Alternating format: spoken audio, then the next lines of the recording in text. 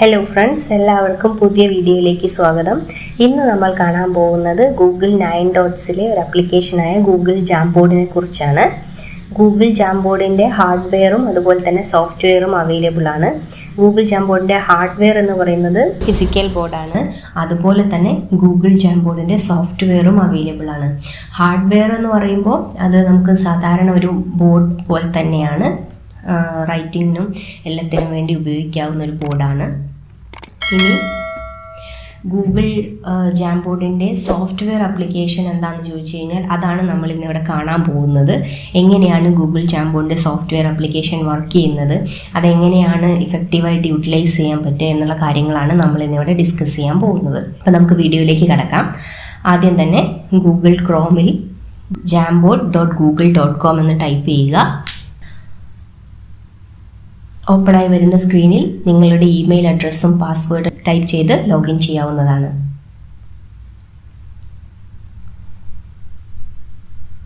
ഇപ്പോൾ ഓപ്പൺ ആയിരിക്കുന്ന window Google ജാംബോർഡിൻ്റെയാണ്.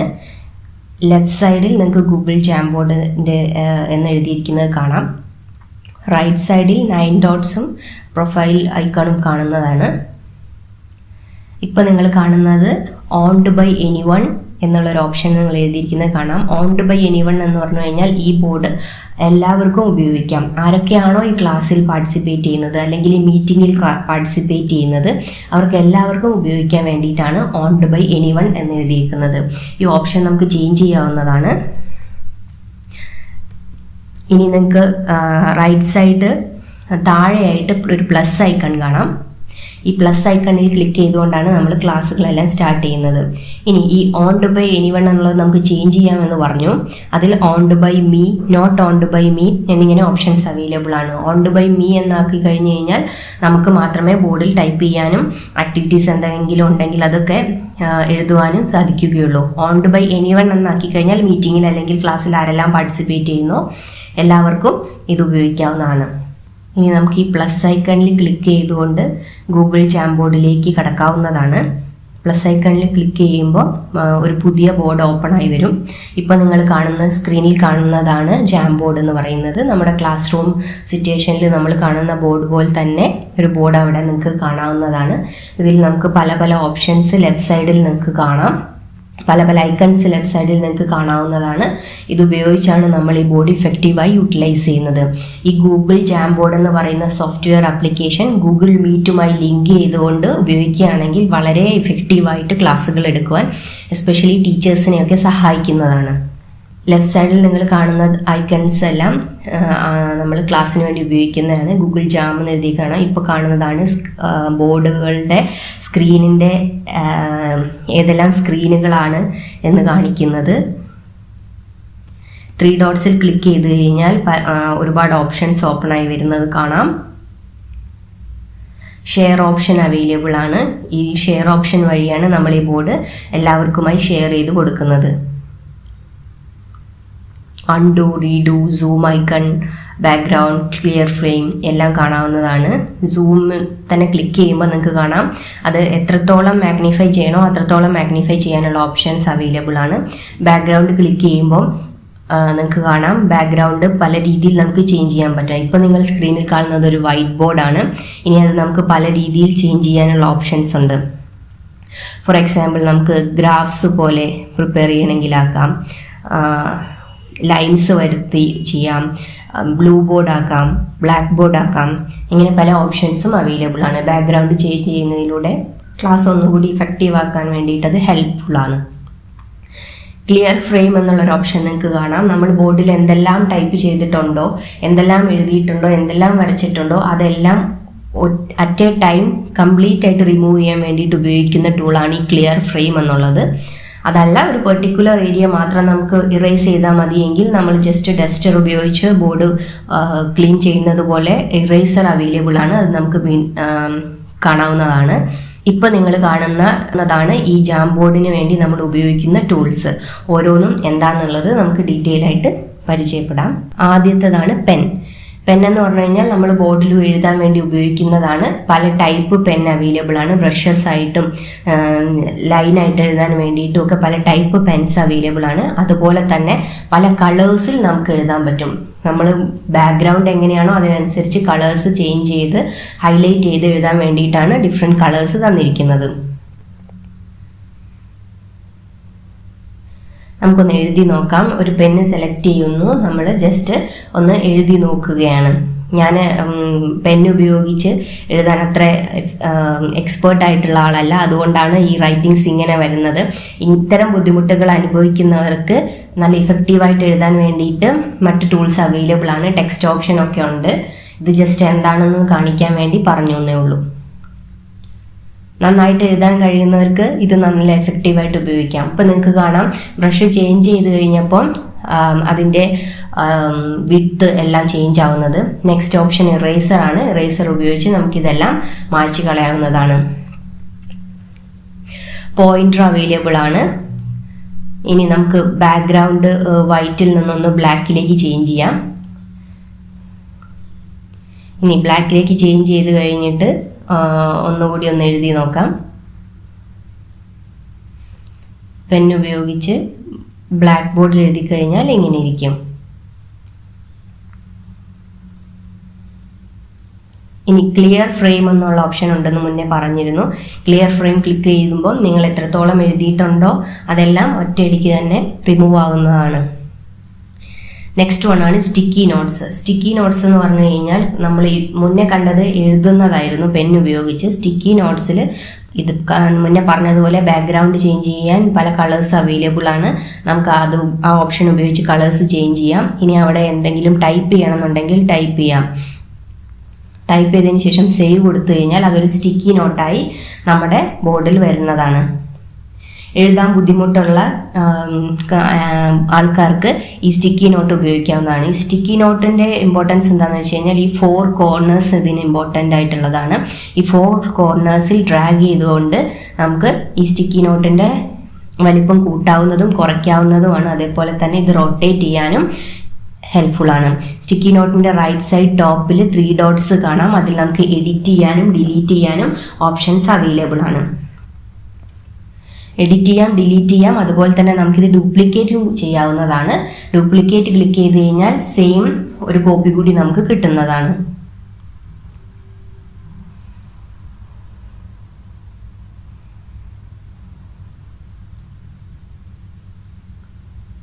ഇനി നമുക്ക് അടുത്ത ഓപ്ഷൻ പരിചയപ്പെടാം. അടുത്ത ഓപ്ഷൻ എന്ന് പറയുന്നത് ഒരു ഫോട്ടോ എങ്ങനെ ബോർഡിൽ അപ്ലോഡ് ചെയ്യാം എന്നുള്ളതാണ്. ഫോട്ടോ നമുക്ക് ഡയറക്റ്റ് ആയിട്ട് ഡ്രൈവിൽ നിന്ന് അപ്ലോഡ് ചെയ്യാം.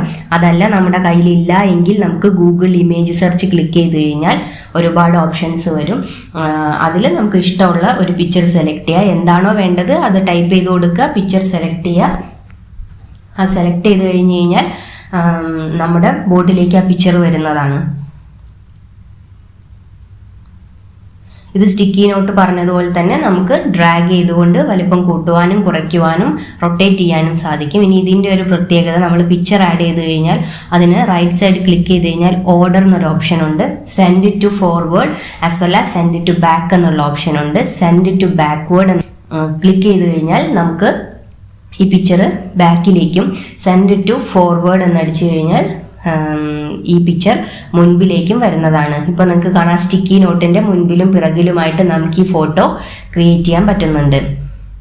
അടുത്ത ഓപ്ഷൻ എന്ന് പറയുന്നത് ഡിഫറെൻറ്റ് ഷേപ്സ് എങ്ങനെ ആഡ് ചെയ്യാമെന്നുള്ളതാണ്. ഒരു മാത്തമാറ്റിക് ക്ലാസ്സിലും ഒക്കെ ഇത് വളരെയധികം ഹെൽപ്ഫുൾ ആയിരിക്കും. ടൂൾസ് ജസ്റ്റ് ക്ലിക്ക് ചെയ്ത് കഴിഞ്ഞാൽ അവിടെ വരും. ഡ്രാഗ് ചെയ്ത് നമുക്ക് നമ്മുടെ ഇഷ്ടത്തിനനുസരിച്ച് അതിൻ്റെ ഷേപ്പോ കാര്യങ്ങളെല്ലാം ചേഞ്ച് ചെയ്യാവുന്നതാണ്. അതുപോലെ തന്നെ മുകളിൽ അതിൻ്റെ ഫിൽ കളർ എന്നുള്ളൊരു ഓപ്ഷൻ ഉണ്ട്. ഫിൽ കളറിൽ ക്ലിക്ക് ചെയ്ത് കഴിഞ്ഞാൽ അതിൻ്റെ ബോർഡേഴ്സ് ചേഞ്ച് ചെയ്യും.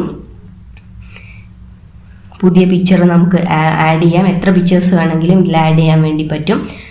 ഇനി ഫിൽ കളർ അല്ലാതെ മറ്റൊരു ഓപ്ഷൻ ഉണ്ട്. നമുക്ക് പെയിൻറ് ചെയ്യാം. പെർട്ടിക്കുലർ ഇമേജിന് ഏതെങ്കിലും ഒരു പെർട്ടിക്കുലർ കളർ കൊടുക്കണം എന്നുണ്ടെങ്കിൽ ആ ഓപ്ഷൻ നമുക്ക് യൂട്ടിലൈസ് ചെയ്യാവുന്നതാണ്. അടുത്ത ഓപ്ഷനാണ് ടെക്സ്റ്റ് ബോക്സ്. ടെക്സ്റ്റ് ബോക്സ് എന്ന് പറയുന്നത് നമ്മൾ മുന്നേ പറഞ്ഞു നമുക്ക് ടൈപ്പ് ചെയ്ത് ഉണ്ടാക്കാൻ വേണ്ടിയിട്ടുള്ളതാണ്. ടൈപ്പ് ചെയ്തുകൊണ്ട് ബോർഡിൽ ലെറ്റേഴ്സ് ക്രിയേറ്റ് ചെയ്യാൻ വേണ്ടിയിട്ടുള്ളതാണ്. ഇനി നമ്മൾ മുന്നേ കണ്ടത് എങ്ങനെയായിരുന്നു? പെന്ന് ഉപയോഗിച്ചിട്ടായിരുന്നു എഴുതിക്കൊണ്ടിരുന്നത്. ഈ ടെക്സ്റ്റ് ബോക്സ് ഉപയോഗിക്കുന്നതിലൂടെ നമുക്ക് ടൈപ്പ് ചെയ്തുകൊണ്ട് എന്താണോ ആശയം കൺവേ ചെയ്യാനുള്ളത് അത് മറ്റുള്ളവരിലേക്ക് എത്തിക്കാൻ വേണ്ടി പറ്റും. റൈറ്റിങ്സ് പെൻ ഉപയോഗിച്ച് ചെയ്യാൻ ബുദ്ധിമുട്ടുള്ള ആൾക്കാർക്ക് ഈ ടെക്സ്റ്റ് ഓപ്ഷൻ ഉപയോഗിക്കാവുന്നതാണ്. ഇനി നമുക്ക് ഈ ടെക്സ്റ്റിന്റെ കളർ ചേഞ്ച് ചെയ്യാം. ഇതും സ്റ്റിക്കി നോട്ടും തമ്മിലുള്ള ഡിഫറൻസ് എന്താണെന്ന് വെച്ച് കഴിഞ്ഞാൽ ഇതിൽ ലെറ്റേഴ്സ് മാത്രമേ അവൈലബിൾ ആയിട്ടുള്ളൂ. ഇനി നമുക്ക് ബാക്ക്ഗ്രൗണ്ട് അവൈലബിൾ അല്ല. നമ്മൾ ഈ ടൈപ്പ് ചെയ്ത ടെക്സ്റ്റ് തന്നെ കളേഴ്സ് നമുക്ക് ചേഞ്ച് ചെയ്യാൻ ഓപ്ഷൻ ഉണ്ട്. അതുപോലെ തന്നെ ഇതിൻ്റെ അലൈൻമെൻറ്റും ചേഞ്ച് ചെയ്യാൻ ഓപ്ഷൻ മുകളിൽ അവൈലബിൾ ആണ്. ഇനി നിങ്ങൾക്ക് ഡിസ്പ്ലേ എന്നൊരു ഓപ്ഷൻ കാണാം മുകളിൽ.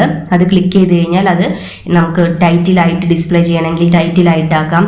ഡിസ്പ്ലേ ക്ലിക്ക് ചെയ്ത് കഴിഞ്ഞാൽ കുറച്ചുകൂടി വലുതായിട്ട് കാണാം. എങ്ങനെയാണോ നമുക്കത് ഡിസ്പ്ലേ ചെയ്യേണ്ടത് അതുപോലെ എക്സ്പ്രസ് ചെയ്യാൻ വേണ്ടിയിട്ടുള്ളതാണ് ആ ഓപ്ഷൻ. ലാസ്റ്റ് ഓപ്ഷൻ നമ്മൾ പരിചയപ്പെടാൻ പോകുന്നത് ലേസർ എന്നുള്ളതാണ്. ഇത് ക്ലാസ്സുകളിൽ വളരെ ഇഫക്റ്റീവായിട്ട് ഉപയോഗിക്കാൻ പറ്റുന്ന ഒരു ഓപ്ഷനാണ്. ഇപ്പം നിങ്ങൾക്ക് സ്ക്രീനിൽ കാണാം. ഒരു പെർട്ടിക്കുലർ ഏരിയ മാർക്ക് ചെയ്യാൻ വേണ്ടിയിട്ടാണ് നമ്മൾ ഈ ലേസർ ഓപ്ഷൻ ഉപയോഗിക്കുന്നത്. ആ ലേസർ ഓപ്ഷൻ ഉപയോഗിക്കുന്നതിലൂടെ ക്ലാസ് കൂടുതൽ ഇഫക്റ്റീവ് ആകും. ക്ലാസ് ലിസൺ ചെയ്യുന്നവരുടെ അറ്റൻഷൻ ഒരു പെർട്ടിക്കുലർ ഏരിയയിലേക്ക് കൊണ്ടുവരാൻ വേണ്ടിയിട്ട് നമുക്ക് ഈ ലേസർ ഓപ്ഷൻ ഉപയോഗിക്കാവുന്നതാണ്. ഇനി ക്ലിയർ ഫ്രെയിം എന്നുള്ള ഓപ്ഷൻ ഉണ്ടെന്ന് പറഞ്ഞു. ക്ലിയർ ഫ്രെയിം ക്ലിക്ക് ചെയ്ത് കഴിഞ്ഞാൽ കംപ്ലീറ്റ്ലി ഇതെല്ലാം ഫെയ്ഡായി പോകുന്നതാണ്. ഇപ്പം നിങ്ങൾ കാണുന്ന ഓപ്ഷൻ നമ്മൾ സ്ക്രീനിൽ കാണുന്നത് പേജസ് ചേഞ്ച് ചെയ്യാൻ വേണ്ടിയിട്ടുള്ളതാണ്. ഇപ്പം നിങ്ങൾ കാണുന്നത് ഫസ്റ്റ് പേജാണ്. സെക്കൻഡ് പേജിലേക്ക് ചേഞ്ച് ചെയ്യുമ്പം പുതിയൊരു ബോർഡ് വരും.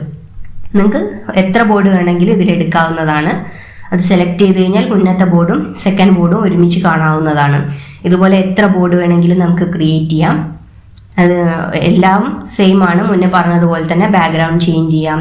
ടൂൾസ് ഉപയോഗിച്ച് നമുക്ക് ഇഷ്ടമുള്ള പോലെ ചെയ്യാം. ഇപ്പോൾ നമ്മൾ ബാക്ക്ഗ്രൗണ്ട് ഒരു ഗ്രാഫിക്കൽ റെപ്രസെൻറ്റേഷൻ എങ്ങനെ ഉപയോഗിക്കാം എന്നുള്ളത് നോക്കാൻ വേണ്ടിയിട്ട് മറ്റൊരു ബോർഡ് എടുത്തിരിക്കുകയാണ്. അതിൽ നമുക്കൊരു ഗ്രാഫ് പ്ലോട്ട് ചെയ്യാൻ വേണ്ടിയിട്ട് പെൻ ഉപയോഗിച്ച് ഒരു ഗ്രാഫ് പ്ലോട്ട് ചെയ്യാണ്.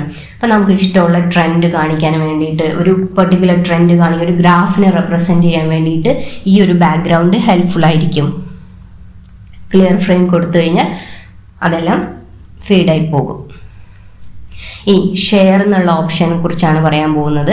ഷെയർ എന്ന് പറയുന്നത് ഇതിൽ ഇമ്പോർട്ടൻ്റ് ആയിട്ടുള്ള കാര്യമാണ്. നമ്മൾ ഇതെല്ലാം ചെയ്താൽ മാത്രം പോരല്ലോ, മറ്റൊരാൾക്ക് ഇത് കാണുക കൂടി വേണ്ടേ. അതിന് വേണ്ടിയിട്ടാണ് ഷെയർ എന്നുള്ള ഓപ്ഷൻ. ഷെയർ ഓപ്ഷനിൽ ക്ലിക്ക് ചെയ്യുമ്പോൾ ഇങ്ങനെ ഒരു വിൻഡോ ഓപ്പൺ ആയി വരും. അവിടെ നമുക്ക് ഇമെയിൽ അഡ്രസ്സ് ടൈപ്പ് ചെയ്യാൻ വേണ്ടിയിട്ട് ഓപ്ഷൻ ഉണ്ട്. ഇമെയിൽ അഡ്രസ്സ് ടൈപ്പ് ചെയ്യുക. എന്തെങ്കിലും പെർട്ടിക്കുലർ മെസ്സേജ് കൺവേ ചെയ്യാനുണ്ടെങ്കിൽ, for example join Jamboard or join the class, നിങ്ങൾക്ക് എന്താണ് മെസ്സേജ് കൺവേ ചെയ്യാനുള്ളത് കൊടുക്കുക. അത് കഴിഞ്ഞിട്ട് സെൻഡ് ഓപ്ഷൻ ക്ലിക്ക് ചെയ്ത് കഴിഞ്ഞാൽ ആ മെയിൽ അഡ്രസ്സിലുള്ള ആൾക്ക് മെയിൽ പോകുന്നതാണ്. അയാൾ അത് ഓപ്പൺ ചെയ്യുമ്പം അയാൾക്കും ഈ ജാംബോർഡിലേക്ക് ജോയിൻ ചെയ്യാം. ഇതുപോലെ തന്നെ ടീച്ചേഴ്സിന് സ്റ്റുഡൻസിൻ്റെ മെയിൽ ഐ ഡി വെച്ചിട്ട് സ്റ്റുഡൻസിനെ ഈ ജാംബോർഡിലേക്ക് ജോയിൻ ചെയ്യിക്കാൻ വേണ്ടി പറ്റും. ഇപ്പോൾ ടീച്ചർ എന്താണോ ബോർഡിൽ എഴുതുന്നത് കുട്ടിക്ക് സെയിം ടൈം അതുപോലെ തന്നെ ക്ലാസ്സിൽ ഇരുന്നു കൊണ്ട് ടീച്ചർ ബോർഡിൽ എഴുതുന്നത് കാണുന്നത് പോലെ തന്നെ നമ്മുടെ ഫോണിൽ അല്ലെങ്കിൽ സിസ്റ്റത്തിൽ ഇത് കാണാൻ വേണ്ടി പറ്റുന്നതാണ്. ഇനി ഗെറ്റ് ലിങ്ക് എന്നുള്ളൊരു ഓപ്ഷൻ ഉണ്ട്. നമ്മൾ മുന്നേത്തെ ക്ലാസ്സിലൊക്കെ പറഞ്ഞതുപോലെ തന്നെ ഇമെയിൽ അഡ്രസ്സ് വെച്ച് ജോയിൻ ചെയ്യാൻ ഉള്ളതിനേക്കാളും ഒരു ഓൾട്ടർനേറ്റ് ഓപ്ഷനാണ് ഗെറ്റ് ലിങ്ക് എന്നുള്ളത്. നമുക്ക് ലിങ്ക് പ്രൊവൈഡ് ചെയ്തുകൊണ്ട് മറ്റുള്ളവരെ ഈ ക്ലാസ്സിലേക്ക് ജോയിൻ ചെയ്യിക്കാൻ വേണ്ടിയിട്ടുള്ളതാണ് ഗെറ്റ് ലിങ്ക് എന്നുള്ള ഓപ്ഷൻ. നമ്മൾ ഗെറ്റ് ലിങ്ക് എന്നുള്ളത് ക്ലിക്ക് ചെയ്ത് കഴിയുമ്പോൾ ലിങ്ക് വരും. അതിൽ നമുക്ക് ഡൺ കൊടുത്തു കഴിഞ്ഞാൽ ആർക്കാണ് പ്രൊവൈഡ് ചെയ്യേണ്ടതെന്നുള്ള അവർക്ക് ലിങ്ക് ഷെയർ ചെയ്യാൻ വേണ്ടിയിട്ട് സാധിക്കും. അപ്പോൾ അത്രയാണ് ഇന്നത്തെ ക്ലാസ് പറയാനുള്ളത്. ഇന്ന് നമ്മൾ കണ്ടത് ഗൂഗിൾ ജാംബോർഡിൻ്റെ സോഫ്റ്റ്വെയർ ആപ്ലിക്കേഷനെ കുറിച്ചാണ്. വളരെ സിമ്പിൾ ആയിട്ടുള്ള ഒരു ടോപ്പിക്കാണ്. എല്ലാവർക്കും മനസ്സിലായി എന്ന് വിചാരിക്കുന്നു. ഗൂഗിൾ ജാംബോർഡിൻ്റെ സോഫ്റ്റ്വെയർ ആപ്ലിക്കേഷൻ എങ്ങനെയാണ് വർക്ക് ചെയ്യുന്നത് എന്നുള്ളതാണ്. ജസ്റ്റ് ഒരു ക്ലാസ് റൂം ബോർഡ് പോലെ തന്നെ വളരെ ഇഫക്റ്റീവായിട്ടും ഉപയോഗിക്കാൻ പറ്റുന്ന ഒരു അഡ്വാൻസ്ഡ് ആപ്ലിക്കേഷനാണ് ഗൂഗിൾ ജാംബോർഡ്. മുന്നേ സൂചിപ്പിച്ചതുപോലെ ഗൂഗിൾ മീറ്റുമായിട്ട് ലിങ്ക് ചെയ്തുകൊണ്ട് ഈ ഗൂഗിൾ ജാംബോർഡ് നമ്മൾ ഉപയോഗിക്കുകയാണെങ്കിൽ ക്ലാസ്സസും മീറ്റിംഗ്സും വളരെ എഫക്റ്റീവായി തന്നെ നമുക്ക് ഇത് മറ്റുള്ളവരിലേക്ക് എത്തിക്കാൻ വേണ്ടി പറ്റുന്നതാണ്. ഇപ്പം നമ്മൾ ഡിസ്കസ് ചെയ്ത കാര്യങ്ങൾ എന്തൊക്കെയായിരുന്നു? ഗൂഗിൾ ജാംബോർഡ് എന്താണെന്ന് കണ്ടു, അതിന് സോഫ്റ്റ്വെയർ ഹാർഡ്വെയർ ഉണ്ടെന്ന് മനസ്സിലാക്കി. ഇനി സോഫ്റ്റ്വെയർ ആപ്ലിക്കേഷൻ എങ്ങനെയാണ് വർക്ക് ചെയ്യുന്നതെന്ന് കണ്ടു, അതിൽ ഡിഫറെൻറ്റ് ടൂൾസ് കണ്ടു. എല്ലാവർക്കും മനസ്സിലായി എന്ന് വിശ്വസിക്കുന്നു. എന്തെങ്കിലും സംശയം ഉണ്ടെങ്കിൽ നിങ്ങൾക്ക് കമൻറ്റ് ബോക്സിൽ ടൈപ്പ് ചെയ്യാവുന്നതാണ്. റിപ്ലൈ തരുന്നതായിരിക്കും. Okay, thank you for watching.